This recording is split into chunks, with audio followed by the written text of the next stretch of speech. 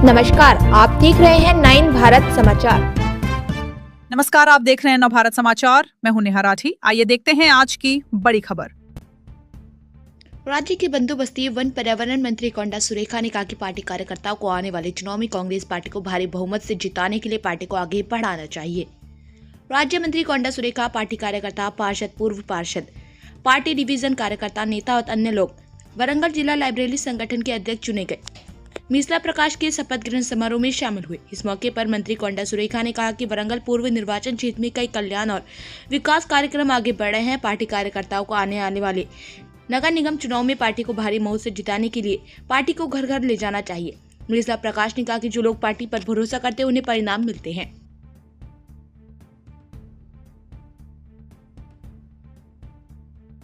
మరి అర్హులైన వాళ్ళకు ఇచ్చేదాకా పట్టుబట్టి ఈరోజు అతనికి పార్టీ నుంచి ఈ పదవి ఇప్పించి మరి వారికి ఒక గౌరవాన్ని ఇచ్చే అవకాశం మాకు ఇచ్చిన మన ముఖ్యమంత్రి రేవంత్ రెడ్డి గారికి ప్రత్యేకంగా ధన్యవాదాలు తెలియజేసుకుంటా ఉన్నాను।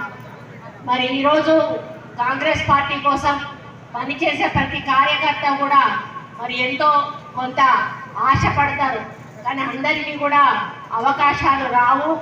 ఇద్దామన్నా కూడా మనకు పదవులు ఉండవు। కాబట్టి నేను ఒకటే విజ్ఞప్తి చేస్తా ఉన్నా, మరొక మీసాల ప్రకాశాన్నే కాంగ్రెస్ కోసం పనిచేసిండా, మేము చేయలేదా అనేటువంటి ఆలోచన దయచేసి మీలో ఎవరికి కూడా రాకూడదు।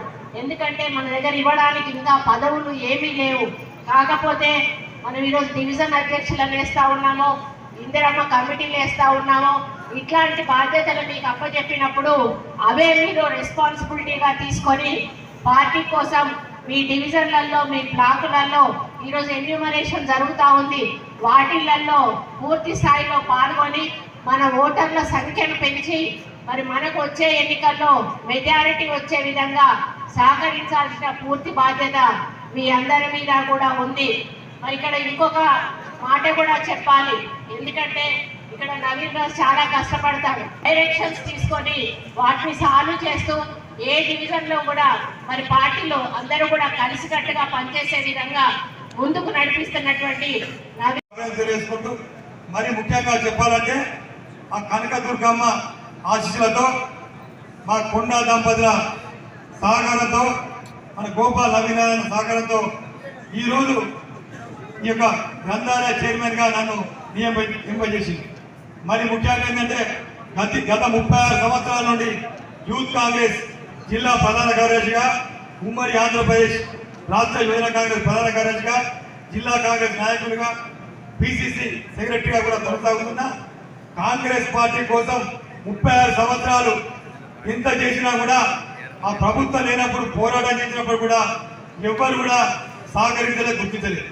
మా కొండా దంపతులు వచ్చిన తర్వాత అంతకుముందు షాయంపేటలో కానీ, పరకాలలో కానీ, వరంగల్ తూర్పులో కానీ వారి సహకారంతో ఇలా తూర్పు నియోజకవర్గంలో ఉంటే ఆ కాన్స్టిట్యూన్సీలో షాయంపేటలో, పరకాలలో ఉన్నప్పుడు వారు ఇక్కడ రికమెండ్ చేయదని అప్పుడు చెప్పడం జరిగింది।